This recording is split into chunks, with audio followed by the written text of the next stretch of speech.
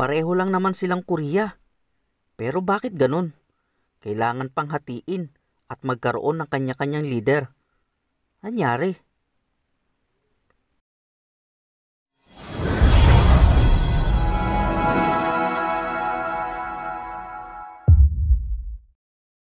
Hello classmate, it's me, Tito Chow again.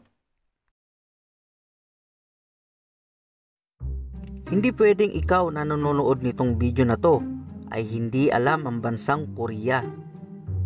Bakit nga ba naman hindi mo pa sila makikilala? Tayong mga Pilipino, lalo na ang mga kabataan, ay halos gayahin na kung ano ang kanilang mga pananamit at kahit nga ang kanilang itsura. Pero minsan na bang sumagi sa isip nyo kung bakit may dalawang Korea? O bakit hinati pa ito? Yan ang ating sinaliksik upang ibahagi sa inyo at upang inyo ding malaman. Pero bago yan, ay hinihiling kong pakipindot na po muna ang subscribe button para tuloy-tuloy ang paghahatid ko sa inyo ng dagdag kaalaman. Dahil dito sa ating channel, ang mga issue, kwento at talakayan ay siguradong may kabuluhan. Korea, Korea. Pero bakit ganon? Hinati pa ito sa dalawa, ang North at South Korea. Noong una ay hindi pa naman hati ang Korea at ang mga tao dito ay malayang gumagalaw at naninirahan. Bumalik muna tayo sa panahon na nagkaroon ng unang Sino-Japanese War noong taong 1894 hanggang 1895 na kung saan pinaglabanan ng China at Japan kung kanino mapupunta ang Korea na noon ay wala pang kumukontrol sa nasabing bansa. At dahil alam naman natin na ang bansang Hapon ay talagang magagaling sa pakikidigma at magandang teknolohiya at samahan mo pa ng madiskarteng pakikidigma, ay nanalo ang mga ito laban sa mga China. Noong 1895 ay tuluyan nang napasuko ng mga Hapon ang mga Incheck at nagkaroon na ng kasunduan na itigil na ang digmaan at ang trono o kapangyarihan na angkinin ng Korea ay mapupunta na sa mga Hapon. Isa itong malaking tagumpay ng mga Hapon laban sa China at ang pagsakop sa Korea ay talagang abot kamay na. Noong taong 1910 ay tuluyan nang nagkaroon ng kapangyarihan ang mga Hapon na angkinin ang buong Korean Peninsula at idinagdag na nila ito bilang isa sa kinasasakupan ng Japan. Hanggang sa nangyari naman ang ikalawang digmaan noong 1945 na kung saan ay natalo naman ng mga Amerikano ang mga Hapon na balak ding sakupin ang ating bansang Pilipinas. Isang malaking pagkatalo ang nangyari sa mga Hapon na kung saan ang bansang Amerika ay binomba na ang Hiroshima at nagkaroon na ng malawakang pinsala at nagkaroon na ng libong pagkamatay sa bansang Hapon. Pero ilang araw pa man pagkatapos bombahin ng Amerika ang Japan, ay pasimple palang umatake ang Soviet Union sa gawing norte ng Korea at kinalaban ang mga sundalo ng Hapon na siyang umangkin sa Korea noong panahon na yon. Ang Soviet noon mga classmate ay dating pangalan ng bansang kilala natin ngayon na Russia. At dahil sa pag-atake na yon ng Unyong Soviet, ay unti-unting humina ang puwersa ng mga Hapon hanggang makapasok na ang mga Red Army sa Pyongyang na siyang city ng North Korea. Dumako naman tayo sa panig ng mga Amerikano na nagpabagsak naman sa puwersa ng Hapon dito sa Pilipinas. At dahil ang Amerika ay nanalo laban sa mga Hapon, ay inisip nila kung Amerika pa din ba ang dapat na humawak sa Korea na sinakop ng mga Hapon o ang mga kasama sa allies na ibang bansa. Dahil ang totoo mas prioridad ng mga Amerikano ang Pilipinas kesa sa Korea. At dahil sa pakikidigma ng Unyong Sobyet sa mga Hapon na nakapwesto sa Korea, ay nabahala ang Amerika baka tuluyan ng masakop at maangkin ng Unyong Sobyet ang buong Korean Peninsula. Gumawa din ng pag-atake ang Amerika sa South Korea sa mga Hapon at syempre napasuko nila ang mga ito. Sa madaling salita mga classmate, ay dalawang bansa ang umatake sa Korea, ang Unyong Sobyet sa norte o hilaga at ang Amerika naman sa south o timog ng Korea. Kaya ang mga Hapon na nasa hilaga sa Unyong Sobyet sumuko at ang mga Hapon naman na nasa timog ay sa Amerika naman sumuko. At dahil dyan sa pananakop na yan na magkabilang bansa, ang Amerika ay agad na pagdesisyonan na hatiin na lamang ang Korean Peninsula sa dalawa. Nagtalaga ang Amerika ng 2 tao na maglagay ng hangganan at hatiin sa dalawa ang Korea. At doon ay napagdesisyonan nila Dean Rusk at Charles Bonesteel na hatiin ang Korea mula sa mapa ng National Geographic at hatiin ito sa pamamagitan ng 38 parallel. Ito yung guhit pahilaga ng globo ng Ecuador ng daigdig. Sa ganitong paraan nila na pagdesisyonan ang paghati dahil tila pantay nga naman ang guhit na hati nito. At sa sinabing paghahating ito ay walang kinonsulta kahit isang Koreano. Kumbaga, naging etsapuera ang mismong mamamayan ng Korea. Agad na nagkaroon ng pagpupulong ang Amerika at Unyong Sobyet. At sinabi naman ng Amerika na sa kanila mapupunta ang timog at sa Unyong Sobyet naman ang hilaga. Agad din namang itong sinang-ayunan ng Unyong Sobyet na ikinatuwa din ng Amerika dahil ang Seoul na sakop ng South Korea noong panahon na yon ay isang malaking lungsod.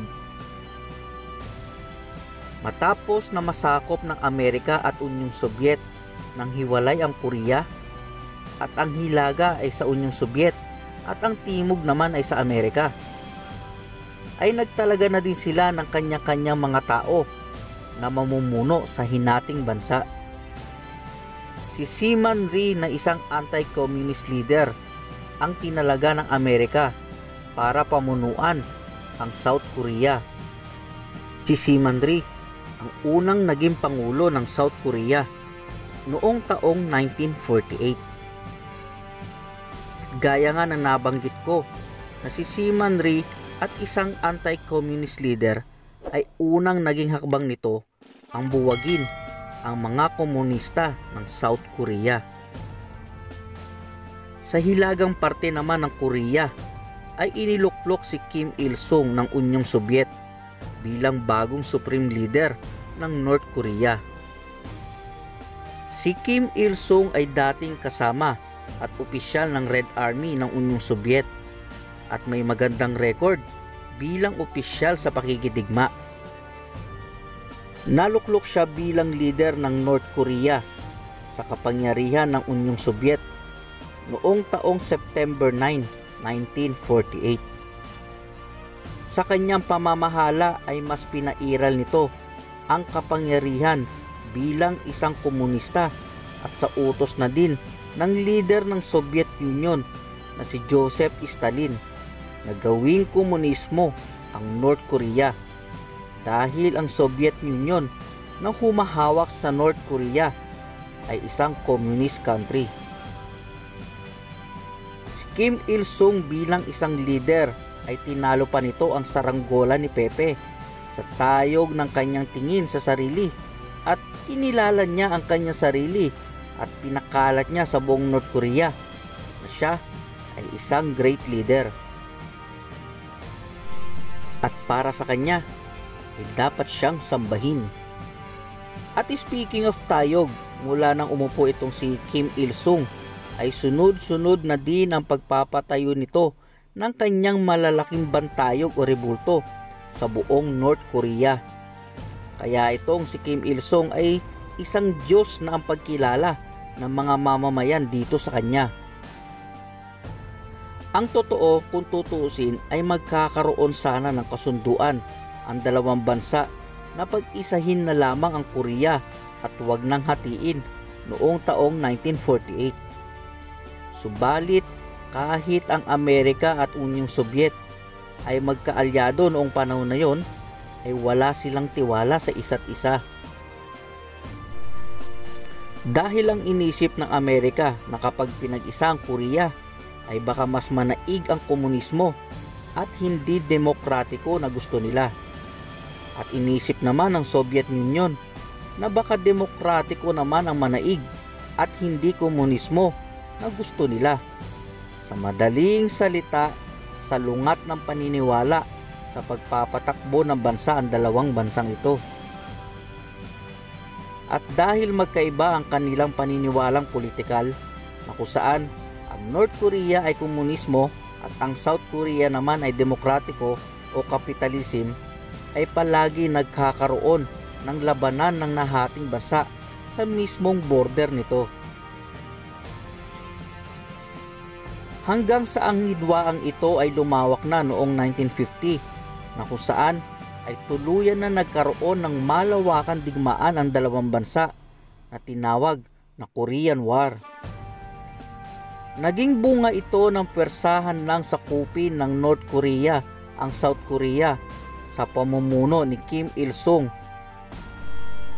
upang ang buong Korean Peninsula na ay maging isa at sumailalim sa kanyang pamamahala at maging isang komunistang bansa. At sa pagkakataong ito ay nanghimasok na ang United Nations at ipinagtanggol ang South Korea dahil tutol ang mga ito sa panghihimasok ng North Korea. Hanggang sa unti-unti ding nabawi ang mga lugar na nasakop na ng North Korea sa South Korea sa tulong ng United Nations. Dahil doon ay naghangad na din silang sakupin ang North Korea kahit lumagpas pa sa 38 parallel. Sa madaling salita, vice versa na ang nangyari ngayon, kung saan ang South Korea naman sa tulong ng United Nations ang tuluyang sasakop sa buong North Korea. Ngunit nagbabala na ang China na number 1 kaalyado ng Unyong Sobyet at North Korea na kung itutuloy ng United Nations ang pagsakop ng South Korea sa North Korea ay tutulong ang mga ito sa pakikidigma upang umanib sa North Korea. Deadma lang ang sinabing ito ng China at tila minaliit ng United Nations ang puwersa ng China. Sa nangyaring ito ay tinutuo nga ng China ang banta at nagpadala ng mga hukbo sa North Korea. At ang lakas na hukbo ng ito ng China ang nagpaurong naman sa United Nations at tuluyang nilisan ang North Korea. Ang gyerang ito ay tumagal ng 3 taon at kumitil ng buhay ng 3 milyong katao. Hanggang noong 1953 ay nagdesisyon na din ang magkabilang panig na magkaroon ng tigil putukan na tinawag na Korean Armistice Agreement. Ito ay pinirmahan noong July 27, 1953.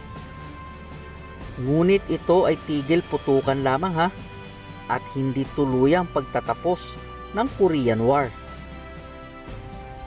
Pero ang gyerang ito sa pagitan ng North Korea at South Korea ay masasabi nating tabla at walang napala ang isa't isa.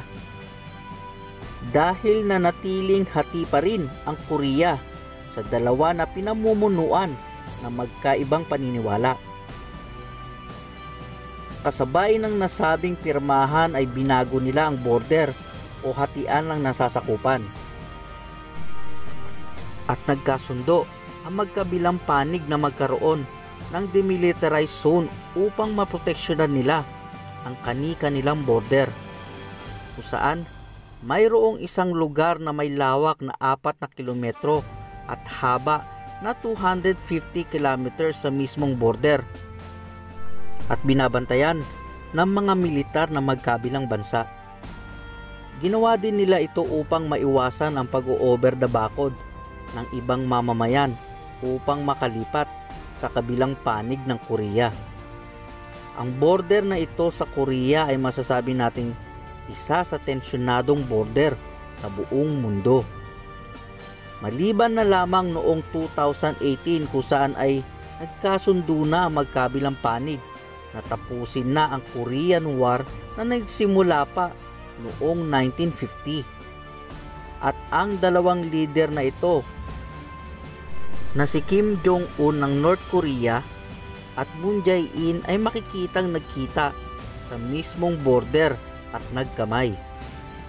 Kasabay nito ang pag-tree planting ng dalawa bilang isang simbolo na ang hidwaan ng dating iisang bansa ay nagtapos na. Kumalat ito sa buong mundo at nagbigay ng magandang ngiti sa mga mamamayan ng Korea. Dahil kung tutuusin ay iisang lahi pa din sila at iisa ang ugat na pinagmulan. Nahati lamang ang bansa dahil sa salungat ng dalawang panig na paniniwala.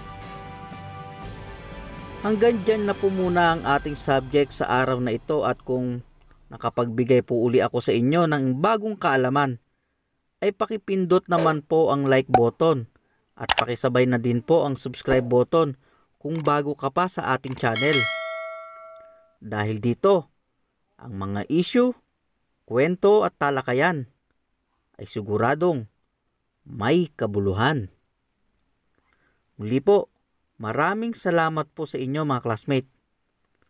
So paano? Uwian na naman. Babayu!